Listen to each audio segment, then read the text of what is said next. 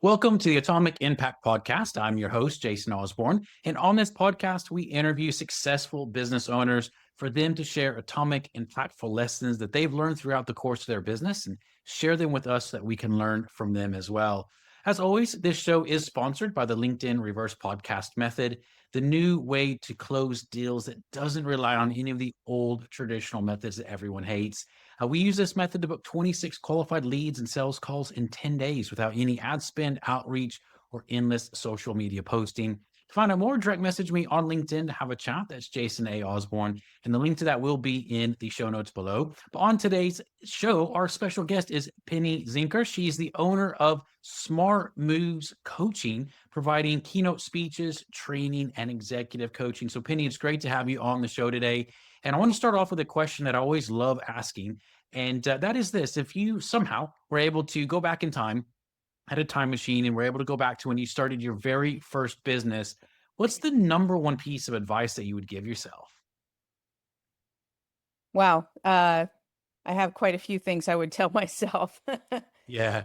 There's two things. I'm going to start with one, which is do more with what you have. Because often we're trying to reach into new areas and that's good, but Yeah. often not really diving deep into what you already have. So even if you're just starting, like looking at what your network is and really working that network can get you far more faster than trying to, acquire new customers. And the statistics also show us really clearly that existing customers to be able to close take more, like you might get 5%, right, of new customers, where referrals, people who know you, who have the relationship, are going to close 50% or more faster. And so I think, I don't know what it is in our head, but I was focused on creating these new markets. I even went into new markets before I had really, I was living in Zurich, Switzerland at the time, and went into other countries far sooner than I should have because I had so much more to develop locally, but also I wasn't ready, right? I didn't have the infrastructure. I didn't have the team that I would have needed, and I didn't really know that. So I'd say, that would be the first lesson, is do more with what you have. Yeah, I think it's a great lesson. Um, I'd love to for you to expand on that a little bit more, because I think it's one of those things, whether we're just starting off in business or even if we've been established for a really long time. Because I work with business owners that have been established for a long time, brand new, all sorts of different stages in the growth of their business. And it feels like it's one of those biggest, I think, mistakes that a lot of people make is like, oh, let's expand into new markets. Let's do this, which in theory, there's nothing wrong with doing any of that stuff. But I think what you Mm. said is so important around, are you actually capitalizing on what you have now? Or are you just adding more stuff on that actually dilutes the focus and creates more problems than solutions, which seems counterintuitive, But what I've found and what I've seen with so many businesses, when you are able to focus in, the growth is actually exponential when you focus as opposed to doing Yes. that. And so, um, I know I've laid some context to that, but I'd love for you to dive a little bit more deeper. Like, what were the actual lessons you learned other than just what we have? What can you expand on that a bit more? Well, it's also, as you dive deeper and focus into a single market, you're understanding what works and what doesn't, right? So one of the lessons is also things work until they don't, and really understanding and staying in tune with the changes in the marketplace and your customers. Like, one project that I was on was, um, basically we were thinking we were just going to update the technology for something that we had ignored for years just because we didn't feel like we had the money. We felt it was good enough. And so we're like, okay, it's time. We're not competitive anymore. We have to invest in upgrading the technology. And we were all geared up, but I put the brakes on. I was like, well, wait a second. Like, do we know what our customers really want today? Mm. Are we asking the right questions? And, the sales team was like, oh, we know our customers. We know they want this. And And I said, you know what? Before we go any further, let's ask them. Let's do a survey and bring our customers in. Let's do a workshop together and let's find out if our assumptions are correct, where we think the market is going, what we think our customers need today. Mm. And it changed everything because we were focused and thought that the problem was the technology and that we needed to upgrade the technology to make things faster and more efficient on our side. But what we found was that the customers, they were struggling with speed. This particular product took a long time to deliver, and that was the case for anyone delivering in the market because it was delivering detailed data around market research, and they needed top line data quickly. And I don't know why, but we had never really thought about that, thought about delivering it. And actually, we were on the cusp where technology was also changing in a way that it was now somewhat possible to do that. It was new, it was unexplored territory, but we're like, we had to step back and what's the real objective that we're looking to achieve? And the real objective was to create a competitive advantage, not to upgrade the technology.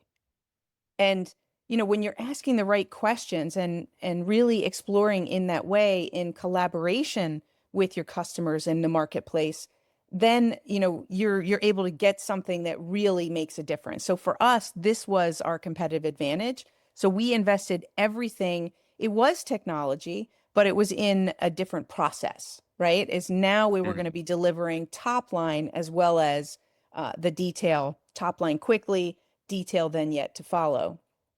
And that won us really the key players in the marketplace that we were looking to that turned our business around. So it's Mm. so key that we recognize that we're heightened to the thing that just because it worked yesterday doesn't mean that it's going to work today or tomorrow.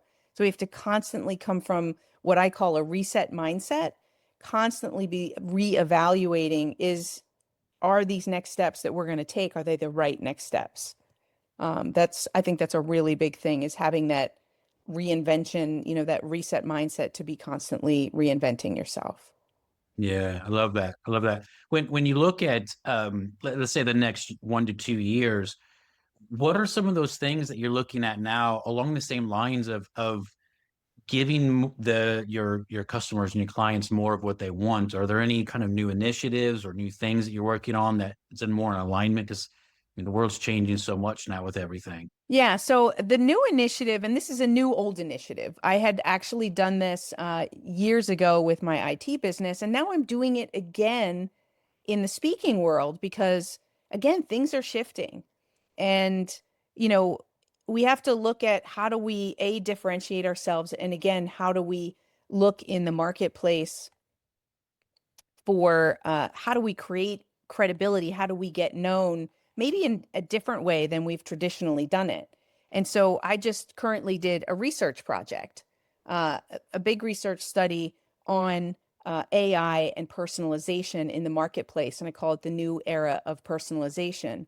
And I did it really very strategically so that I could look for sponsorships, people who this data and research would support, and so that we could partner together to bring this information out to their clients, to their prospects. And that would give them more credibility with a third party who's doing the research, but it still supports the work and the products that they offer. And at the same time, as a partnership, it's going to introduce me to their clients. So I think that's the other thing is, it may be partners that somebody already has. And I know this goes away from creating something new, but it's really about, what do you have and where can you look to create that competitive advantage or that way to show yourself in the marketplace that's different. And so that's a new initiative that I'm doing currently, but I also have done that in the past, again, with that idea of let's go out and ask. And what we did in the past was we brought it out. The survey we did in conjunction with a large telephone company in Switzerland. It's called Swisscom. And then we went to all the major players in the market that we wanted to get access to, and we interviewed them. And even though we were gathering data, it created a relationship, and many of those became then our customers in the future. And for those who were already customers, they went deeper with us, and it solidified their choice to work with us, and that's why they chose to go deeper. So, so looking for initiatives that are a little bit outside the box or not what everybody else is currently investing in, like, I heard you talk about new methods, right, for approaching an old problem. That's where it's at, is we've got to think outside the box. We've got to look underneath the box. We've got to explore new ways of approaching things so that we can stand out and get better results. Yeah, I love that. And it's not necessarily about reinventing the wheel, is it? The whole thing. It's about just looking at those new angles. And there's amazing creative ways to be able to approach things from a different perspective. And um, in combination with those, everything you've said there, I'd love to just pick your brain around this as well. Because one of the things you talked about is um, kind of, use more of what you have, but Hmm. also look at those new creative ways. And what I've found is that a lot of times what people do is they get to a certain point in their business, maybe it's a certain plateau in revenue, and they think, oh, I've tapped out, you know, Hmm. and that's not really the case. And I'd say 99% of people's situations, they just haven't learned how to go from, let's say, 250,000 a year to 500,000 a year, or 500 to a million, or a million to 5 million, because they haven't learned those new skills. And so I'd love to just hear, because a lot of what you're talking about sounds like this concept. It's like we plateau at certain levels in our business. We think, oh, we've tapped out. So we go and do something. Not that we leave the market, but we try to add more stuff in, when really we haven't capitalized on everything, because there's other businesses that are doing 10 times more than us. Yeah. The exact same thing. And I'd love to hear your experiences around that as well, because a lot of what you're saying feeds into that concept. And that's why I'm asking the question, because I'm like, I love this concept around everything. Well, I mean, if you think about it, like, initially I talked about staying with your own network and everything, right? Referrals. Like, Mm, I've helped uh, so many companies. Just the first thing is, where's the low-hanging fruit? Is looking for referrals. There's always more to do with referrals. You can double your business just with referrals. And many people, they're afraid to ask, right? They, like you said, maybe they get to a certain level and they're comfortable. So they just stop there and they're like, okay, well, this is good enough. This is as much as I'm going to get. So that's a mindset limitation. So mm, they've got to look for, well, if other people are doing it, like you said, well, why can't I do it? And what's the easiest way to do that with what I already have? And referrals would be one way. And the other way would be simply getting more spend from the existing customers that you have. I've also helped multiple uh, different companies to double their business simply by adding on, do they even know what your entire uh, offering is? Maybe you offer other products and services. Maybe there's something that you can dive deeper with. You can be more strategic in your partnership with them. Um, so it's looking at, again, what is it they need and how could you increase that average spend or mm, increase the lifetime? Maybe you see that a lot of, I was working with one particular client. They were a magazine and they were doing ads. And what they weren't, they didn't know their key performance indicators. They didn't know their numbers. So they didn't realize that 85% of their advertisers were leaving year after year. They weren't staying. They wow. weren't re-upping their advertising because they didn't have that number. They didn't think it was that high. And, we always underestimate or overestimate the numbers if we don't actually have them. And when we were able to see the number, it was like, well, wow, you could take yourself out of the hole that you've built yourself, struggling every month trying to get new, or every year trying to get new advertisers. So what she started to do was to give better customer service. So she would give them tips on how to improve their ads. Do little videos that shot out to talk to them about best practices on ads and things like that. And so what happened was is now 85% were staying and re-upping, and the amount of work that she had to do went down, the stress went down, and her profits went up. So sometimes it's as simple as knowing your numbers, seeing where the opportunity is to dive deeper with your existing customers for creating more money with them, uh, you know, or simply asking at the right time for those referrals, and keep asking. Mm. Yeah. Those are Yeah. some Just, examples. well, it's just back to the basics, isn't it? Like none of this is rocket Totally. science. It's just like, are we doing the basics? Yeah. Well, a funny, if you're into football, right? So one of the stories I use sometimes in my keynotes just to show this, the doing more with what you have, is Bill Walsh, right? He uh took over the um uh who was the team at the time? I don't know why I can't think of it. It's too early in the morning. I haven't had my coffee. It was before the 49ers. So he took over the football team, and he was a relatively new coach at the time, and he was the offense coordinator. And the guy that he had as a quarterback, he couldn't throw more than 20 yards, and he didn't have a running game. So I was like, well, what am I going to do? Right? Back to the basics. Well, look at he couldn't get rid of them. That's his team. He couldn't really complain to the leadership because they're going to be like, well, you're out. So simply what he did is he focused on what are the strengths of my team, and he created a whole new playbook around the strengths of the team. And Mm. and so it became actually what became very common in football, which these short screen passes. Yeah. And I'm not a huge football person, but I get it, and I think everybody can get that. You can change the way things are done. You can change your approach by looking at what are your strengths in the marketplace, what's happening, and create a new playbook that puts you in a great position. They became all stars because of that particular playbook for their team, focusing on their strengths. That's it. Yeah. I love that. Love that. It is so simple, but we just don't do these things. We always seem to overcomplicate everything, Yes, don't we? That's, that's yeah, absolutely human. amazing. It is human. Well, for people, Penny, that are looking to learn more about you, because you've given some great pearls of wisdom on this. What's the best place for people to get in contact with you?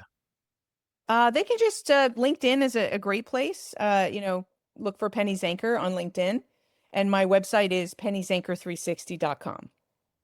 Amazing, amazing. Well, definitely recommend everyone reach out to Penny. Go have a look at what she does. And if she can help you at all, I know she'd love for you to get in contact. So, Penny, thank you so much for being on the show. Again, great pearls of wisdom that you shared with us. And as a reminder for everyone listening, this show is sponsored by the LinkedIn Reverse Podcast Method, the new way to close deals that doesn't rely on any of the old traditional methods that everybody hates. And to find out more, direct message me on LinkedIn to have a chat. That's Jason A. Osborn. The link to that will be in the show notes below. And until next episode, stay inspired.